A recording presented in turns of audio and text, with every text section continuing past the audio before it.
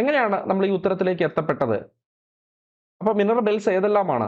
ഓരോ ബെൽറ്റുമായി ബന്ധപ്പെട്ട പ്രധാനപ്പെട്ട മിനറൽസ് ഏതെല്ലാമാണ് നമുക്ക് നോക്കാം. ഇന്ത്യ ചരിത്രവുമായി ബന്ധപ്പെട്ടുള്ള മറ്റൊരു ചോദ്യമാണ് ഇന്ന് നോക്കുന്നത്. ചോദ്യം: 1920 INC സെഷൻ നിസ്സഹകരണ പ്രസ്ഥാനത്തിന് അംഗീകാരം നൽകി. എവിടെ വെച്ചാണ് ഈ സമ്മേളനം നടന്നത്? നീതി ആയോഗുമായിട്ട് ബന്ധപ്പെട്ട ഒരു സ്റ്റേറ്റ്മെന്റ് ആണ്, ഒരു ക്വസ്റ്റ്യൻ ആണ് ഇവിടെ കൊടുത്തിട്ടുള്ളത്. താഴെ തന്നിട്ടുള്ളവയിൽ നീതി ആയോഗുമായിട്ട് ബന്ധപ്പെട്ട് ശരിയല്ലാത്തത് ഏതെന്നാണ് ചോദ്യം. ഒന്ന്, it serves in spirit of cooperative federalism. Cooperative federalism പ്രോത്സാഹിപ്പിക്കുക എന്നുള്ളത് നീതി ആയോഗിന്റെ ഒരു ലക്ഷ്യമാണ്. ഫെഡറലിസം എന്ന് വെച്ചാൽ എന്താണ്? സ്റ്റേറ്റ് ഗവൺമെന്റുകൾക്കും സെൻട്രൽ ഗവൺമെന്റിനും തുല്യ പ്രാതിനിധ്യം, അതായത് ഡിസിഷൻ മേക്കിംഗ്. ശരിയല്ലേ? നീതി ആയോഗിൽ കേന്ദ്ര സർക്കാരും സംസ്ഥാന സർക്കാരുകളും പങ്കാളികളാണ്. ശരിയാണ്. It serves in the spirit of cooperative federalism. രണ്ട്, it used bottom up approach. NITI Aayog ഒരു ബോട്ടം അപ്പ് അപ്രോച്ച് എന്ന് പറയുന്ന ഒരു സ്ട്രാറ്റജിയാണ് സ്വീകരിക്കുന്നത്. ശരിയാണ്. ബോട്ടം അപ്പ് അപ്രോച്ച് എന്ന് വെച്ചാൽ എന്താ? താഴെ തട്ടിൽ നിന്ന് വിവരങ്ങൾ ശേഖരിച്ച്, താഴെ തട്ടിൽ നിന്ന് അഭിപ്രായങ്ങൾ ശേഖരിച്ച് മുകളിൽ എന്ത് ചെയ്യുന്നുണ്ട്? ഒരു ഡിസിഷൻ എടുക്കുന്നതിനാണ് എന്തെന്ന് പറയുന്നത്? ബോട്ടം അപ്പ് അപ്രോച്ച് എന്ന് പറയുന്നത്. അപ്പൊ നീതി ആയോഗ് അത്തരത്തിലൊരു ബോട്ടം അപ്പ് അപ്രോച്ചാണ് സ്വീകരിക്കുന്നത്. അതേസമയം മുൻഗാമിയായിട്ടുള്ള പ്ലാനിംഗ് കമ്മീഷൻ ആണെങ്കിലോ ഒരു ടോപ്പ് ഡൗൺ അപ്രോച്ച് ആണ്. ടോപ്പ് ഡൗൺ അപ്രോച്ച് എന്ന് വെച്ചാൽ എന്താണ്? മുകളിൽ നിന്ന് തീരുമാനമെടുക്കുന്നു, താഴെ തട്ടിൽ നടപ്പിലാക്കുന്നു. ഇനി ഇതൊരു അഡ്വൈസറി തിങ്ക് ടാങ്ക് ആണ്. ശരിയാണ്. കാരണം നീതി ആയോഗ് ഒരു അഡ്വൈസറി തിങ്ക് ടാങ്ക് ആണ്. അഡ്വൈസറി തിങ്ക് ടാങ്ക് എന്ന് വെച്ചാൽ എന്താണ്? ഒരു ഗ്രൂപ്പ് ഓഫ് ഇന്റലക്ച്വൽസ്, ഏതെങ്കിലും മേഖലകളിൽ എക്സ്പേർട്ട് ആയിട്ടുള്ള കുറച്ച് ആൾക്കാരുടെ ഒരു കൂട്ടം. അവരെന്ത് ചെയ്യുന്നുണ്ട്? പഠനങ്ങൾ നടത്തുന്നു, റിസർച്ച് നടത്തുന്നു, ഗവൺമെന്റിന് വേണ്ടിയിട്ടുള്ള ഉപദേശങ്ങൾ കൊടുക്കുന്നു, റിപ്പോർട്ടുകൾ പുറത്തുവിടുന്നു. നീതി ആയോഗിന്റെ റിപ്പോർട്ടുകൾ, ഇൻഡൈസസുകളൊക്കെ നിങ്ങൾ കാണാറില്ലേ? അപ്പൊ അവരെന്ത് ചെയ്യുന്നുണ്ട്? ഒരു അഡ്വൈസറി തിങ്ക് ടാങ്ക് ആയിട്ട് പ്രവർത്തിക്കുന്നുണ്ട്. നാലാമത്തതോ, it had power to allocate funds to ministries and state government. NITI ആയോഗിന് എന്തിനുള്ള അധികാരമുണ്ട്? മന്ത്രാലയങ്ങൾക്കും സംസ്ഥാന സർക്കാരുകൾക്കും ഫണ്ട് അലോക്കേറ്റ് ചെയ്യാനുള്ള അധികാരമുണ്ട്. ആ സ്റ്റേറ്റ്മെന്റ് തെറ്റാണ്. കാരണം നീതി ആയോഗിന് സംസ്ഥാനങ്ങൾക്കും അതുപോലെ തന്നെ മന്ത്രാലയങ്ങൾക്കും ഫണ്ട് അലോക്കേറ്റ് ചെയ്യാനുള്ള അധികാരമില്ല. അത് പ്ലാനിംഗ് കമ്മീഷൻ, നീതി ആയോഗിന്റെ മുൻഗാമിയായിട്ടുള്ള പ്ലാനിംഗ് കമ്മീഷന് മാത്രമേ അതിനുള്ള അധികാരം ഉണ്ടായിരുന്നുള്ളൂ. ആർക്കില്ല? നീതി ആയോഗിന് അതിനുള്ള അധികാരമില്ല എന്നുള്ള കാര്യം ഓർത്തിരിക്കുക. അപ്പോൾ ചോദ്യം ഇതാണ്: in which year the famous poet Akkitham Achuthan Namboothiri won Padmashri എന്നാണ് ചോദ്യം. അപ്പോ അക്കിത്തം അച്യുതൻ നമ്പൂതിരിക്ക് പത്മശ്രീ ലഭിച്ചത് എന്നാണെന്നാണ് ചോദ്യം. ആൻസർ 2017 അദ്ദേഹത്തിന് എന്ത് ലഭിക്കുന്ന? പത്മശ്രീ ലഭിക്കുന്ന. നിങ്ങൾക്കറിയാം 2019 നമ്മുടെ ജ്ഞാനപീഠ പുരസ്കാര ജേതാവാണ് അക്കിത്തം അച്യുതൻ നമ്പൂതിരി എന്ന് പറയുന്നത്. ജ്ഞാനപീഠ ലഭിക്കുന്ന 6ാമത്തെ മലയാളിയാണ് അക്കിത്തം അച്യുതൻ നമ്പൂതിരി എന്ന് പറയുന്നത്. അപ്പൊ അദ്ദേഹത്തിന്റെ അവാർഡുകൾ പഠിച്ചിരിക്കേണ്ടത് വളരെ വളരെ പ്രധാനപ്പെട്ട കാര്യമാണ്. അദ്ദേഹത്തിന് 2017 പത്മശ്രീ ലഭിക്കുന്നുണ്ട്. 2012 അദ്ദേഹത്തിന് വയലാർ അവാർഡ് ലഭിക്കുന്നത് അക്കിത്തം അച്യുതൻ നമ്പൂതിരിക്ക്. അതുപോലെ തന്നെ 2008 അദ്ദേഹത്തിന് എഴുത്തച്ഛൻ അവാർഡ് ലഭിക്കുന്നത്. 1974 ഓടക്കുഴൽ അവാർഡും അതുപോലെ തന്നെ നമ്മുടെ കേരള സാഹിത്യ അക്കാദമി അവാർഡ് അദ്ദേഹത്തിന് 1972 കേന്ദ്ര സാഹിത്യ അക്കാദമി അവാർഡ് അദ്ദേഹത്തിന് 1973 എന്ത് ചെയ്തു? ലഭിച്ചിട്ടുണ്ട് അക്കിത്തം അച്യുതൻ നമ്പൂതിരിക്ക്. ഓക്കെ, അപ്പോ ഇത്രയും അവാർഡുകൾ. അദ്ദേഹം എന്ന് പറയുന്നത് മലയാളത്തിനെ ഒരു നമുക്ക് അടർത്തി മാറ്റാനായിട്ട് പറ്റാത്ത ഒരു കവിയാണ് അക്കിത്തം അച്യുതൻ നമ്പൂതിരി. അപ്പൊ റീസെന്റ് ആണ് അദ്ദേഹം അന്തരിച്ചത്.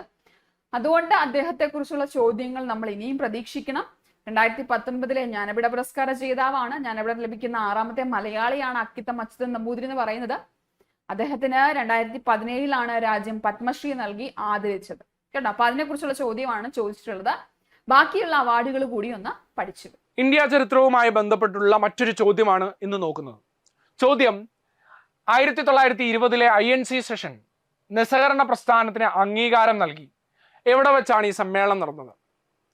നിസ്സഹകരണ പ്രസ്ഥാനത്തിന് എന്ന പ്രമേയത്തിന് നിസ്സഹകരണ പ്രസ്ഥാനത്തിന് അംഗീകാരം നൽകിയ INCയുടെ സമ്മേളനമാണ് ചോദിക്കുന്നതെങ്കിൽ ഉത്തരം ഏതാണ്? നാഗ്പൂരാണ്. ഓക്കെ ആണല്ലോ? ഇതൊരു കൺഫ്യൂസിങ് ആയിട്ടുള്ള ടോപ്പിക്കാണ്. നമ്മൾ INCയുടെ ടോപ്പിക്ക് പഠിക്കുമ്പോൾ എടുത്ത് പഠിക്കേണ്ടുന്ന കുറച്ച് INC സമ്മേളനങ്ങളുണ്ട്. ഒന്ന് 1906 സമ്മേളനം, കൽക്കത്ത സമ്മേളനം, ദാദാഭായ് നവറോജി അധ്യക്ഷനായ സ്വരാജ് എന്ന ടേം ആദ്യമായി ഉപയോഗിച്ച സമ്മേളനം.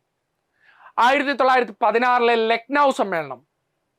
INCയിൽ മിതവാദികളും തീവ്രദേശീയവാദികളും വീണ്ടും ഒരുമിക്കപ്പെട്ട സമ്മേളനം. കോൺഗ്രസും മുസ്ലിം ലീഗും ഒരുമിച്ച സമ്മേളനം എന്നുള്ള പേരിലൊക്കെ അത് അറിയപ്പെടുന്നുണ്ട്. ഇനി 1920 നാപ്പു സമ്മേളനം അറിഞ്ഞു വെച്ചിരിക്കണം. അത് നിസ്സഹകരണ പ്രസ്ഥാനത്തിന്റെ പ്രമേയത്തിന് അംഗീകാരം നൽകിയ INC സമ്മേളനമാണ്. നിസ്സഹകരണ പ്രസ്ഥാനത്തിന് എന്നുള്ള പ്രമേയത്തിന് ഖിലാഫത്ത് പ്രസ്ഥാനത്തിന് അംഗീകാരം നൽകിയതും ഈ നാപ്പു സമ്മേളനമാണ്. എന്നാൽ 1920 INCയുടെ പ്രത്യേക സമ്മേളനം കൽക്കത്തയിൽ വെച്ച് നടന്നു. ആ പ്രത്യേക സമ്മേളനം അധ്യക്ഷൻ ലാലാ ലജ്പത് റായ് ആയിരുന്നു. ആ സമ്മേളനത്തിലാണ് ഗാന്ധിജി നിസ്സഹകരണ പ്രസ്ഥാനത്തിന്റെ പ്രമേയവും അതിന്റെ തത്വങ്ങളും അവതരിപ്പിച്ച് പാസ്സാക്കുന്നത്. അവിടെ അത് പാസ്സാക്കി, ഒരു പ്രത്യേക സമ്മേളനമായിരുന്നു, അവിടെ പാസ്സാക്കുന്നു. ദെൻ 1920 ഡിസംബർ അവസാനം നടന്ന നാഗ്പൂർ സമ്മേളനത്തിൽ ആ പ്രമേയം എന്ത് ചെയ്യുന്നു? കോൺഗ്രസ് അംഗീകരിച്ച് പാസ്സാക്കി എന്ത് ചെയ്യുകയാണ്? അതുമായി മുന്നോട്ട് പോകാനുള്ള അനുമതി നൽകുന്നു. ഓക്കെ ആണല്ലോ? അതാണ് അവിടുത്തെ വ്യത്യാസം എന്ന് പറയുന്നത്. അപ്പൊ ഈ ഒരു ചോദ്യവും അതിന്റെ എക്സ്പ്ലനേഷൻ കൃത്യമായിട്ടൊന്ന് അറിഞ്ഞു വെച്ചിരിക്കുക. INC നിസ്സഹകരണ പ്രസ്ഥാനത്തിന് പ്രമേയം, നിസ്സഹകരണ പ്രസ്ഥാനത്തിന് അംഗീകാരം നൽകിയത് ഏത് സമ്മേളനത്തിലൂടെയാണ്? നാഗ്പൂർ സമ്മേളനത്തിലൂടെയാണ്. നിസ്സഹകരണ പ്രസ്ഥാനത്തിന് അംഗീകാരം നൽകിയത് നാഗ്പൂർ സമ്മേളനത്തിലൂടെയാണ്. ഓക്കെ ആണല്ലോ? അപ്പം വീണ്ടും മറ്റൊരു ചോദ്യത്തിലൂടെ കാണാം. ഇന്ത്യൻ ഭരണഘടനയുടെ ഡാഷ് അധികാര സ്രോതസ് ഇന്ത്യൻ ജനങ്ങളാണെന്ന് സൂചിപ്പിക്കുന്നു. അത് ഇന്ത്യൻ ഭരണഘടനയുടെ ഏത് ഭാഗത്താണ് അധികാര സ്രോതസ് ജനങ്ങളാണെന്ന്? നമ്മുടെ രാജ്യത്തിന്റെ ഭരണഘടനയിലെ അധികാര സ്രോതസ് ജനങ്ങളാണെന്ന് സൂചിപ്പിക്കുന്നത് ഏത് ഭാഗത്താണ്? ഏത് ഭാഗത്താണ്? ആർട്ടിക്കിൾ 1 പറയുന്നത്? പരമാധികാരി എന്ന വാക്കുകൊണ്ടിട്ടാണോ ജനങ്ങൾക്കാണ് അധികാരം എന്ന് പറയുന്നത്? ആമുഖത്തിലാണോ പറയുന്നത്? ഭാഗം 3 പറയുന്നത്? ഈ ഒരു ചോദ്യം കാണുമ്പോൾ തന്നെ നിങ്ങളുടെ മൈൻഡിൽ വരേണ്ട ഒരു വാക്കുണ്ട്, we the people of India, അല്ലെ? We the people of India എന്ന് പറഞ്ഞ് സ്റ്റാർട്ട് ചെയ്യണത് എന്താണ്? നമ്മുടെ ആമുഖമാണ്. ഈ ആമുഖത്തിലാണ് എന്ത് പറയുന്നത്? പരമാധികാരം ജനങ്ങൾക്കാണ്, അധികാര സ്രോതസ് ഇന്ത്യൻ ജനങ്ങളാണെന്ന് പറയുന്നത് നമ്മുടെ ഭരണഘടനയുടെ പ്രിയാമ്പിൾ അഥവാ ആമുഖത്തിലാണ്, അല്ലെ? രാജ്യം നേടിയെടുക്കേണ്ട ലക്ഷ്യങ്ങളെയാണ് ഇന്ത്യൻ ഭരണഘടനയുടെ ആമുഖം പ്രതിനിധാനം ചെയ്യുന്നത്. V the people of India എന്ന് പറഞ്ഞാണ് പ്രിയാമ്പിൾ സ്റ്റാർട്ട് ചെയ്യുന്നത്. പരമാധികാരം ജനങ്ങൾക്ക് എന്ന് കേട്ടാൽ അപ്പൊ നമ്മുടെ മൈൻഡിൽ ഈ ഒരു വാക്ക് വരിക V the people of India. അപ്പൊ തന്നെ നമുക്ക് പ്രിയാമ്പിൾ എന്ന് വന്നോളൂ. ഓക്കെ, ആമുഖം. ചോദ്യം: മണിക ബത്ര താഴെ പറയുന്നവയിൽ ഏത് കായിക മേഖലയുമായി ബന്ധപ്പെട്ടിരിക്കുന്നു, അല്ലെങ്കിൽ എന്തുമായി ബന്ധപ്പെട്ടിരിക്കുന്നു എന്നാണ് ചോദ്യം. Squash, billiards, table tennis, cricket. Manika Batra എന്തുമായി ബന്ധപ്പെട്ടിരിക്കുന്നു? ഇന്ത്യയുടെ ഒരു ടേബിൾ ടെന്നീസ് താരമാണ് മണിക ബത്ര എന്ന് പറയപ്പെടുന്നത്. 2020 രാജ്യത്തെ ഏറ്റവും ഉയർന്ന കായിക ബഹുമതിയായിട്ടുള്ള ഖേൽരത്ന പുരസ്കാരം നേരത്തെ രാജീവ് ഗാന്ധി ഖേൽരത്ന എന്നാണ് അറിയപ്പെട്ടിരുന്നത്. ഇപ്പോൾ ഏത് പേരിലാണ് അറിയപ്പെടുന്നത്? ധ്യാൻചന്ദ് ഖേൽരത്ന. ഏത് പേരിലാണ് അറിയപ്പെടുന്നത്? ധ്യാൻചന്ദ് ഖേൽരത്ന എന്നുള്ള പേരിലാണ് അറിയപ്പെടുന്നത്. ആ ധ്യാൻചന്ദ് ഖേൽരത്ന അവാർഡ് 2020 ആർക്ക് ലഭിച്ചു? മണിക ബത്രയ്ക്ക്. മനസ്സിലായല്ലോ? മണിക ബത്രയ്ക്ക് ലഭിച്ചു. മനസ്സിലായല്ലോ? Asian table tennis championship medal നേടുന്ന ആദ്യ ഇന്ത്യൻ വനിതയാണ് ആരെന്ന് പറയപ്പെടുന്നത്? മണിക ബത്ര എന്ന് പറയപ്പെടുന്നത്. അപ്പോൾ മണിക ബത്ര എന്തുമായി ബന്ധപ്പെട്ടിരിക്കുന്ന ഒരു ചോദ്യം വരാനായിട്ടുള്ള കാരണം മനസ്സിലായല്ലോ? 2020 അവർക്ക് ഖേൽരത്ന പുരസ്കാരം ലഭിച്ചു. മനസ്സിലായല്ലോ? ഖേൽരത്ന പുരസ്കാരം ലഭിച്ചു. അതുപോലെ തന്നെ ഏഷ്യൻ ടേബിൾ ടെന്നീസ് ചാമ്പ്യൻഷിപ്പിൽ മെഡൽ നേടുന്ന ആദ്യ ഇന്ത്യൻ വനിതയാണ് മണിക ബത്ര എന്ന് പറയപ്പെടുന്നത്. അപ്പൊ സ്ക്വാഷ് അല്ല, ബില്ലിയാർഡ്സ് അല്ല, ടേബിൾ ടെന്നീസ് ആണ് ശരിയായിട്ടുള്ള ഉത്തരം. നൽകിയിരിക്കുന്ന പ്രസ്താവനകളിലേക്കുള്ള 4 ഓപ്ഷനുകളിൽ നിന്ന് ശരിയായ ഒന്ന് തെരഞ്ഞെടുക്കുക. അതിൽ ഒന്നാമത്തെ പ്രസ്താവന, പാൻക്രിയാസ് ഉൾപ്പെടുന്ന ഒരു എൻഡോക്രൈൻ രോഗമാണ് ടൈപ്പ് 2 പ്രമേഹം എന്ന് പറയുന്നത്. ടൈപ്പ് 2 പ്രമേഹം ഒരിക്കൽ രോഗം നിർണയിച്ചാൽ രോഗി എല്ലായ്പ്പോഴും ഇൻസുലിൻ തെറാപ്പിയിലാണ് ആരംഭിക്കുന്നത്. ദെൻ നെക്സ്റ്റ് 2 പ്രസ്താവനകളും തെറ്റാണ്. 2 പ്രസ്താവന തന്നിട്ടുണ്ട്. അതിൽ നമ്മൾ ആൻസറിലേക്ക് വരുമ്പോൾ 2 പ്രസ്താവന തെറ്റാണ്. പ്രസ്താവന 1 ശരിയാണ്, എന്നാൽ പ്രസ്താവന 2 തെറ്റാണ്. 2 പ്രസ്താവനകളും ശരിയാണ്, പ്രസ്താവന 1 തെറ്റാണ്, എന്നാൽ പ്രസ്താവന 2 ശരിയാണ്. അപ്പൊ ഇങ്ങനെയാണ് നമുക്ക് അതിന്റെ ഓപ്ഷൻ തന്നിരിക്കുന്നത്. 2 പ്രസ്താവന തന്നിട്ട് അതിൽ നിന്ന് നമ്മൾ ഇതേപോലെ ഓപ്ഷനിൽ നിന്ന് കറക്റ്റ് ആയിട്ട് പിക്ക് ഔട്ട് ചെയ്യാനാണ് പറഞ്ഞിരിക്കുന്നത്. അപ്പൊ നമ്മുടെ ആൻസർ പറയുന്നത് ഓപ്ഷൻ ബി ആണ്. 1 ശരിയാണ്, പ്രസ്താവന 2 തെറ്റാണ്. 1 ശരിയാണ്, പ്രസ്താവന 2 തെറ്റാണ്. അതായത് പാൻക്രിയാസ് ഉൾപ്പെടുന്ന എൻഡോക്രൈൻ രോഗമാണ് ടൈപ്പ് 2 പ്രമേഹം എന്ന് പറയുന്നത്. ശരിയാണ്. പാൻക്രിയാസ് ഗ്രന്ഥിയാണ് ഇൻസുലിൻ ഉൽപ്പാദിപ്പിക്കുന്നത്. ഇൻസുലിൻ ആണ് നമ്മുടെ ശരീരത്തിലെ രക്തത്തിന്റെ ഗ്ലൂക്കോസ് ലെവൽ നിയന്ത്രിക്കുന്നത്. ദാറ്റ് മീൻസ് കൂടി പോയിട്ടുണ്ടെങ്കിൽ കുറയാൻ വേണ്ടി സഹായിക്കുന്ന ആരാണ്? ഇൻസുലിൻ ആണ്. അതുകൊണ്ട് അത് ശരിയാണ്.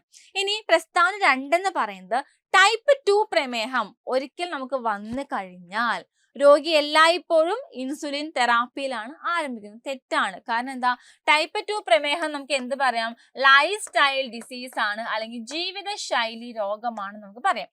ഈ ജീവിതശൈലി രോഗം നമുക്ക് വന്നിട്ടുണ്ടെങ്കിൽ നമ്മൾ ആദ്യം എന്ത് ചെയ്യും, നമ്മുടെ ഫുഡ് കൺട്രോൾ ചെയ്യും, എക്സസൈസ് ചെയ്യും, അങ്ങനെ നമ്മൾ കറക്റ്റ് ആയിട്ടൊരു ഓർഡറിലേക്ക് നമ്മൾ കൊണ്ടുവരും.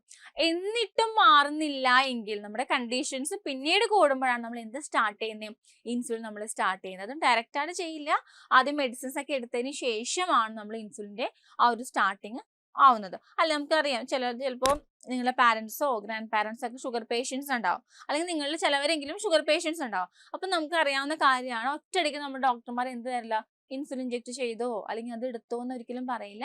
നമുക്ക് ആദ്യം കുറച്ച് കാര്യങ്ങളൊക്കെ പറഞ്ഞുതരും, ഫുഡ് കൺട്രോളിംഗ് ഒക്കെ പറഞ്ഞുതരും, എന്നിട്ടായിരിക്കും നമ്മൾ നെക്സ്റ്റ് ലെവലിലേക്ക് എപ്പോഴും പോകുന്നത് കേട്ടോ. Which mineral belt in India is famous for the minerals of copper and zinc? ഇന്ത്യയിൽ ഏത് മിനറൽ ബെൽറ്റ് ആണ് കോപ്പറിനും സിങ്കിനും പ്രശസ്തമായിട്ടുള്ളത്? ധാരാളം ധാതു നിക്ഷേപമുള്ള രാജ്യമാണ് ഇന്ത്യ, അല്ലേ? അതിൽ നമ്മുടെ പെനിൻസുലാർ റീജിയൻ പ്രത്യേകിച്ച് ധാതു നിക്ഷേപം കുറച്ച് കൂടുതലുള്ള പ്രദേശമാണ്. ധാതു നിക്ഷേപ കലവറ അല്ലെങ്കിൽ മിനറൽ ഹൗസ് എന്നൊക്കെയാണ് പെനിൻസുലാർ പ്ലാറ്റ്യൂ നമ്മൾ വിളിക്കുന്നത്. ഈ പെനിൻസുലാർ പ്ലാറ്റ്യൂ റീജിയനെ 3 മിനറൽ ബെൽറ്റുകളായിട്ട് തരംതിരിച്ചിട്ടുണ്ട്. അതിൽ നിന്നാണ് ഈ ചോദ്യം വന്നേക്കുന്നത്. മിനറൽ ബെൽറ്റ്സ് എന്നറിയപ്പെടുന്ന ഒരു ഭാഗത്തു നിന്നാണ് ഈ ചോദ്യം വന്നേക്കുന്നത്. ഓപ്ഷൻ നോക്കിക്കേ: the north eastern plateau region, the south western plateau region, the north western region, the south eastern region. ഏതാണ് ആൻസർ എന്ന് നിങ്ങൾക്ക് കിട്ടിയോ? ഈ ഒരു ചോദ്യം നിങ്ങൾ കണ്ടിട്ടുണ്ടോ? നമ്മൾ മിനറൽ ബെൽറ്റ് എന്നറിയപ്പെടുന്ന അല്ലെങ്കിൽ ഇന്ത്യയിലെ മിനറൽസ് എന്ന +1 ചാപ്റ്ററിനകത്ത്, +2 ചാപ്റ്ററിനകത്താണ് ഈ ഒരു ടോപ്പിക്ക് വരുന്നത്.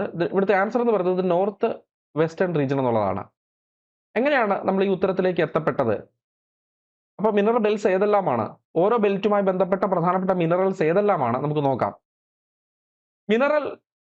Minerals are generally concentrated in 3 broad belts in India. 3 പ്രധാനപ്പെട്ട 3 ബ്രോഡ് ബെൽറ്റുകളായിട്ട് മിനറൽസ് വ്യാപിച്ചു കിടക്കുന്നു. ഒന്നാമത്തത് നോർത്ത് ഈസ്റ്റേൺ പ്ലാറ്റ്യൂ റീജിയൻ, രണ്ടാമത്തത് സൗത്ത് വെസ്റ്റേൺ പ്ലാറ്റ്യൂ റീജിയൻ, മൂന്നാമത്തത് ദ നോർത്ത് വെസ്റ്റേൺ റീജിയൻ. ഇങ്ങനെ 3ആയി തരംതിരിച്ചിരിക്കുന്നു. നമ്മുടെ ആൻസർ ഇതായിരുന്നല്ലോ, ദ നോർത്ത് വെസ്റ്റേൺ റീജിയൻ എന്നുള്ളതല്ലേ. അപ്പോൾ ഇന്ത്യയിലെ മിനറൽ ബെൽറ്റുകളെ 3 ഭാഗങ്ങളായിട്ട് അല്ലെങ്കിൽ 3 വിഭാഗങ്ങളായിട്ട് തരംതിരിക്കുന്നു: north eastern, south western, north western. നമുക്ക് നോക്കാം.